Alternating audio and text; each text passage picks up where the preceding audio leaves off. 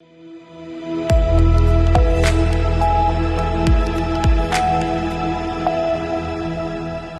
सी news Bharat में आप सभी का एक बार फिर से स्वागत है न्यूज बुलेटिन में।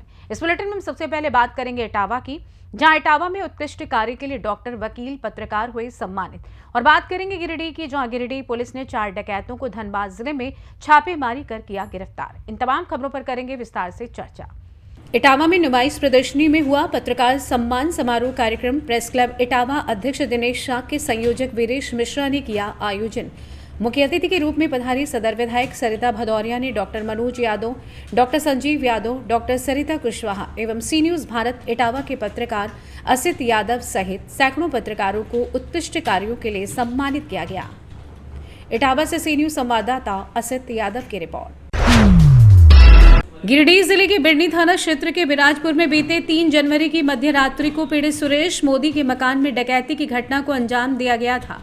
इस कांड में सुरेश मोदी के फर्द बयान के आधार पर बिरनी थाने में मामला दर्ज किया गया, जहां पुलिस अधीक्षक के द्वारा अनुमंडल पुलिस पदाधिकारी बगोदर सरिया के नेतृत्व में छापेमारी टीम का गठन किया गया, जिसमें पुलिस निरीक्षक सरिया अंचल, थाना प्रभारी बिरनी, थाना प्रभारी सरिया, थाना प्रभारी बगोदर एवं तकनीकी शाखा की टीम शामिल रही। बीते 13 जनवरी को धनबाद जिले के तोपचांची थाना अंतर्गत ग्राम मतारी फुटबॉल मैदान में छापेमारी की गई, जहां से 8 संदिग्धों में से 4 की गिरफ्तारी की गई। अभियुक्तों ने बताया कि घटना को कुल 13 व्यक्तियों ने मिलकर अंजाम दिया था। गिरफ्तार चारों अभियुक्तों के पास से घटना में प्रयोग किए गए 2 मोटरसाइकिल, 5 मोबाइल फोन, 1 चाकू एवं 55,000 नकद बरामद किया गया। वे जिले के एसपी डॉक्टर विमल कुमार ने बताया कि शेष बचे अपराधियों के विरुद्ध छापेमार कार्यवाही की जा रही है। जल्दी सभी की गिरफ्तारी की जाएगी। इस छापेमारी में सरिया, बगोदर, एसडीपीओ धनंजय राम के अलावा सभी थाना प्रभारी व पुलिस बल की भूमिका सराहनीय रही। तो चलिए देखते हैं गिरिडीह एसपी ने प्रेस वार्ता में इस घटना में गिरफ्तार अभियुक्तों के बारे में क्या कुछ कहा। ये बिरनी थाना क्षेत्र का मामला, जिसमें कि 2 और 3 जनवरी की रात में विराजपुर में एक मकान में घुस करके डकैती की घटना को अंजाम दिया गया था, और जिसके बाद एक टीम बनाई गई थी एसडीपीओ बगोदर सरिया के नेतृत्व में। सर्कल इंस्पेक्टर सरिया भी उसमें थे, और थाना प्रभारी बिरनी, थाना प्रभारी सरिया, और कई सारी टीम भी उसमें लगाई गई थी। और इसके बाद कई सारे इनपुट्स हम लोग के पास थे, और जिसपे छापामारी किया गया, और इसमें कुल 4 लोगों की गिरफ्तारी अभी की गई है, जिसमें कि मोहम्मद मोहतमीम, करण दास उर्फ दास बाबू, एक गुलजार अंसारी और मोहम्मद हाती, इन 4 लोगों की गिरफ्तारी की गई है। और इनके पास से जो घटना में प्रयुक्त अपाची मोटरसाइकिल, एक टीवीएस लूटा गया 55,000, और इनके पास से मोबाइल फोन्स और जो घटना में प्रयुक्त चाकू, ये अभी बरामद की गई है। इन लोगों ने इस घटना को अंजाम देने के लिए एक दिन पूर्व से ही रेकी किया था, और देर रात में इनके द्वारा ये घटना की गई थी। और अभी तक जो इनकी बातों से ये लग रहा है कि ये लोग प्लान करके इसमें करीब 12-13 लोगों की संलिप्तता आ रही है। बाकी सभी लोगों को भी चिन्हित किया गया है, और जल्द ही उनकी भी छापामारी हमारी विभिन्न टीमों के द्वारा की जा रही है, और बहुत जल्दी उनकी भी गिरफ्तारी की जाएगी। इनका जब आपराधिक इतिहास देखा गया तो जो मोहम्मद मोहतमीम है, ये पूर्व में भी कतरास थाना कांड संख्या में जेल गया है, और गुलजार अंसारी ये भी इसके पास भी अभी इसके विरुद्ध भी 5 कुल कांड दर्ज विभिन्न मामलों में है, जिसमें कि डकैती की पूर्व की घटनाओं में भी ये जेल जा चुका है दूसरे थाना क्षेत्रों में। एक तीसरा मोहम्मद हातिम है, इसने भी पूर्व में बंगाल में अपराध किया था। बाकी और भी जो लोग हैं, अभियुक्त हैं, कुल जो बचे हुए हैं, उन शेष अभियुक्तों के खिलाफ भी हम लोग छापामारी कर रहे हैं, और बहुत जल्दी उनकी गिरफ्तारी की जाएगी। गिरफ्तारी कहाँ से हुई? इनकी गिरफ्तारी हम लोगों ने कतरास, धनबाद और अपने बॉर्डरिंग एरियाज में को लेकर के रेड्स किया था। वहीं से इनकी विभिन्न गिरिडीह से सी न्यूज संवाददाता अमित कुमार की रिपोर्ट। ऑपरेशन मुस्कान के तहत गुम बच्चों को ढूंढने में लगातार सफल हो रही है जशपुर पुलिस। बताते चले कि एसपी शशि मोहन सिंह के मार्गदर्शन में एक ही दिन में 4 गुम बच्चों को ढूंढने में सफल रही जशपुर पुलिस। प्रदेश एवं प्रदेश के बाहर से भी ढूंढ कर ला रही है गुम बच्चों को जशपुर पुलिस। कुनकुरी थाने से 2, तुमला थाने से 1 तथा नारायणपुर थाने से 1 गुम प्रकरण में कुल 4 बच्चों को ढूंढकर सकुशल परिजनों को सुपुर्द किया गया। थाना नारायणपुर के प्रकरण में पुणे महाराष्ट्र जाकर गुम बालिका को सकुशल वापस लाई जशपुर पुलिस। आरोपी स्वप्निल बालिका को बहला फुसला कर ले गया था पुणे। वहीं आरोपी स्वप्निल को हिरासत में लेकर उसके विरुद्ध थाना नारायणपुर में बीएनएस की धारा के तहत किया गया मुकदमा दर्ज। जिला जशपुर में गुम बच्चों के दस्तयाबी हेतु ऑपरेशन मुस्कान 1 जनवरी से चलाया जा रहा है। ऑपरेशन मुस्कान के तहत अभी तक कुल 11 बच्चों को दस्तयाब किया गया है, जिसमें से कुछ बच्चों को दूसरे राज्य से भी दस्तयाब किया गया है। इसी क्रम में पुलिस को एक ही दिन में 4 बच्चों को दस्तयाब करने में सफलता प्राप्त हुई है, जिसमें थाना कुनकुरी क्षेत्र अंतर्गत के 2 बालक शामिल हैं और थाना तुमला और थाना नारायणपुर के 1-1 बालिका शामिल हैं। यह ऑपरेशन मुस्कान आगे भी जारी रहेगा। जशपुर से सी न्यूज संवाददाता दीपक की रिपोर्ट। सक्ती में सर्व पिछड़ा वर्ग समाज द्वारा अपनी मांगों को लेकर थाना सक्ती में एसडीएम, एसडीओपी व थाना प्रभारी से सर्व पिछड़ा वर्ग समाज के प्रदेश अध्यक्ष लालू गबेल, खेमराज कश्यप, जिलाध्यक्ष ओबीसी महासभा इंदर सिंह श्रीवास, दिवाकर यादव, जिला अध्यक्ष दीपक यादव, छतराम यादव, गोरेलाल साहू, रनसाई संतोष यादव आदि उपस्थित थे। आइए जानते हैं इस विषय में जिलाध्यक्ष यादव समाज दिवाकर यादव का और क्या कुछ कहना था। ओबीसी महासभा जिलाध्यक्ष शक्ति आज सर्व ओबीसी महासभा के द्वारा आज पुलिस प्रशासन को सुचारू रूप से नियमानुसार चलने के लिए हमारे पुलिस प्रशासन के द्वारा सर्व ओबीसी समाज को आज शक्ति बुलाए गए थे और हम लोगों ने आश्वासन दिए हैं कि सर्व ओबीसी समाज के द्वारा किसी प्रकार से कोई कानून का उल्लंघन नहीं किया जाएगा और हम लोग जो करेंगे वो शांतिपूर्ण रूप से शासन प्रशासन के खिलाफ में हम लोग करेंगे, क्योंकि ओबीसी वर्गों को इससे पहले 25% आरक्षण मिल रहे थे। 30 नगरीय निकाय चुनाव में उसको बढ़ाने के बजाय घटा दिया है। इसीलिए सर्व ओबीसी समाज के द्वारा 15/1/2025 दिन बुधवार को कचहरी चौक में हम लोग उग्र आंदोलन करेंगे और चक्का जाम करेंगे।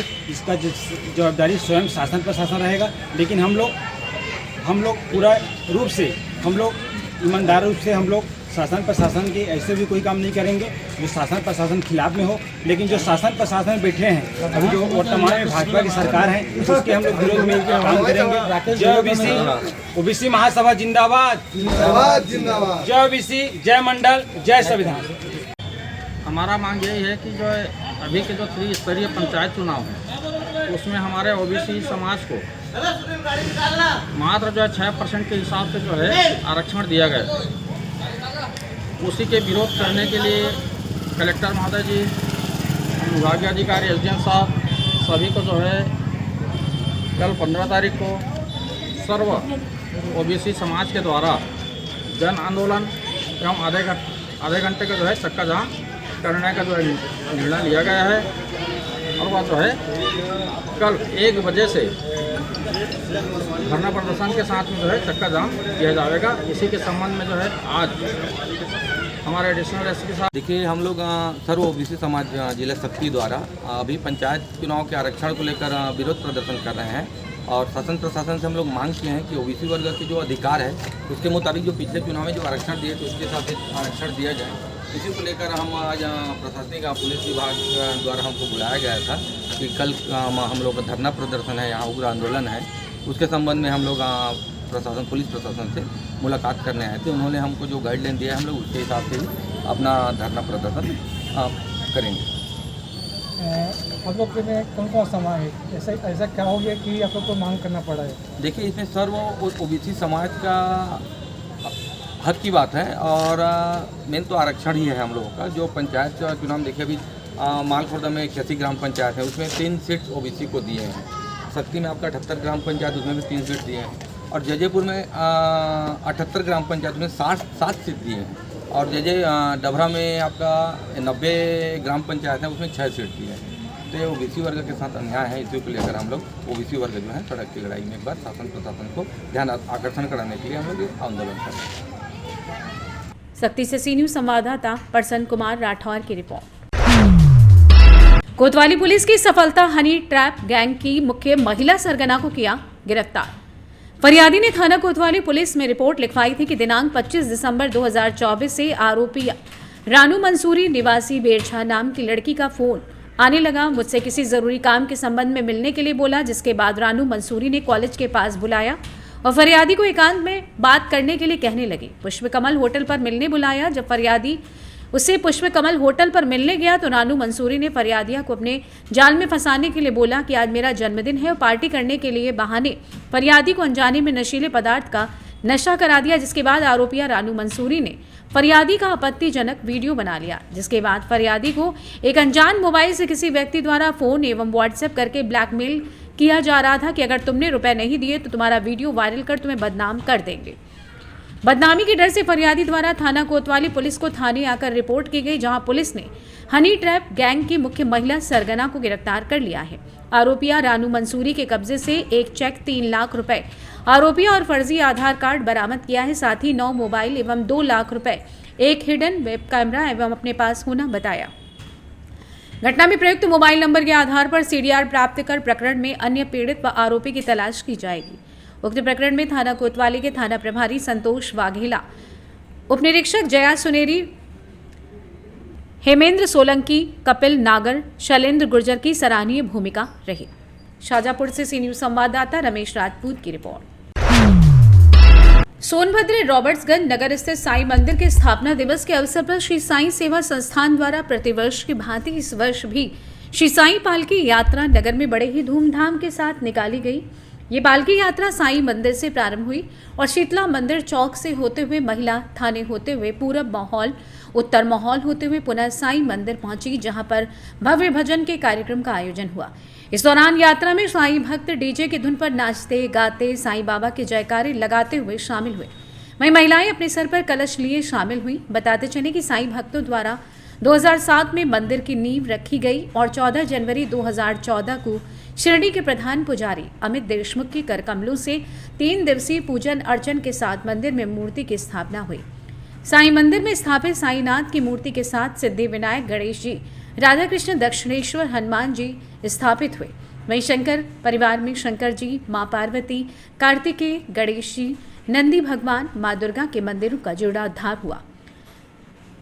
बताते चले कि जिसमें सुप्रसिद्ध भजन गायक श्री साईं सेवा संस्थान द्वारा शनिवार को आयोजित कार्यक्रम में सभी मंदिर में स्थापित सभी देवी देवताओं को फूलों से सुसज्जित किया गया एवं भजन कीर्तन का आयोजन किया गया, जिसमें सुप्रसिद्ध भजन गायक संजीव शर्मा, सूरज गुप्ता, शालिनी जायसवाल ने श्रीनाथ की एक से बढ़कर एक भजनों का गायन किया। इस अवसर पर अध्यक्ष ठाकुर प्रसाद अग्रहरी, विमल अग्रवाल, कोषाध्यक्ष प्रसन्न जायसवाल, अजीत जायसवाल, आनंद जायसवाल, सुधीर जैन, परमेश जैन, मुकेश जायसवाल, हरिशंकर सिंह, गीता, सुलोचना, अंकित केजरीवाल सहित अन्य लोग उपस्थित रहे।